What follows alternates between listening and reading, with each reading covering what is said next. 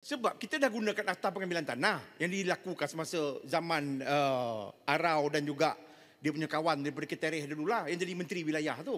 Jadi bila dah gunakan Akta Pengambilan Tanah ni maksudnya dah tak ada dawi lah maksudnya. Sebab akta tu dah digunakan patutnya kalau anda kata bersetuju untuk kita gunakan Akta Pengambilan Tanah maksudnya pembangunan tu kena dilakukan lah. Kalau tak nak maksudnya nak demonstrasi, nak bising, nak memekak maksudnya setelah mereka gunakan Akta Pengambilan Tanah maksudnya masa tu tak nak fikir. Masa tu tak nak mikir masa tu. Kenapa gunakan Akta Pengambilan Tanah untuk paksa warga dan juga masyarakat di Kampung Baru untuk terima pembangunan. Sedangkan majoriti rakyat, masyarakat di sana berhendakkan kepada pembangunan. Ini yang jadi masalah tu. Dulu dia buat, lepas tu taik tu, dia nak minta kita pula yang cucikan. Dan tadi kalau kita dengar daripada Arau, dia salahkan pula pegawai dan juga kakitangan kerajaan dalam isu pembangunan Kampung Baru ni. Ini satu tindakan kenyataan yang pada saya melampau dan juga biadab kepada seluruh warga dan juga masyarakat. Kaki tangan awam yang terdapat dalam negara kita. Terima kasih kepada Menteri. Hulu Langat dah tersasar. Saya orang Kampung Baru tahu. Saya orang Kampung Baru. Siapa yang tolak pembangunan? Saya orang Kampung Baru.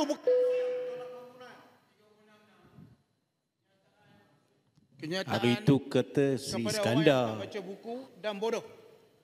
Ni bodoh ni, tak baca buku, dia tak tahu apa dia cakap. Dia mula disebut zaman Arau. Arau tak terlibat, Arau masuk Ogos. Tapi tanah tu dia ambil. Masa tu kerajaan awak lah. Nanti kejap. Masa tu kerajaan awak. Kalau awak. Hulu Langat. Hulu Langat.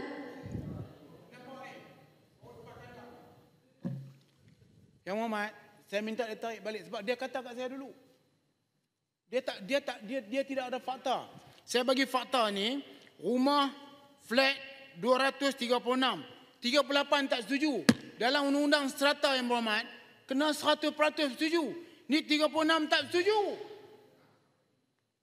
Dalam rumah setares, 64 lot, 27 yang setuju.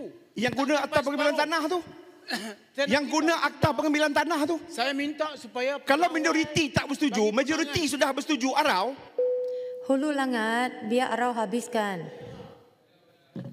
Tak kerti bahasa.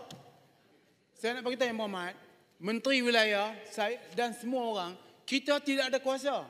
Yang ada kuasa ialah KSN, iaitu daripada Jabatan Kuasa Pembangunan Tanah Wilayah. KSN PTG, itu kuasa yang ada kepada mereka. Jadi itu sebab saya minta mereka bagi penjelasan, bukan menuduh mereka. Saya bekas pegawai yang Muhammad tak tahu menahu tentang perkara ni. Saya tahu bahawa perkara ni dia kena bagi penjelasan. Kenapa pengambilan dibuat dalam 3 hari? Kenapa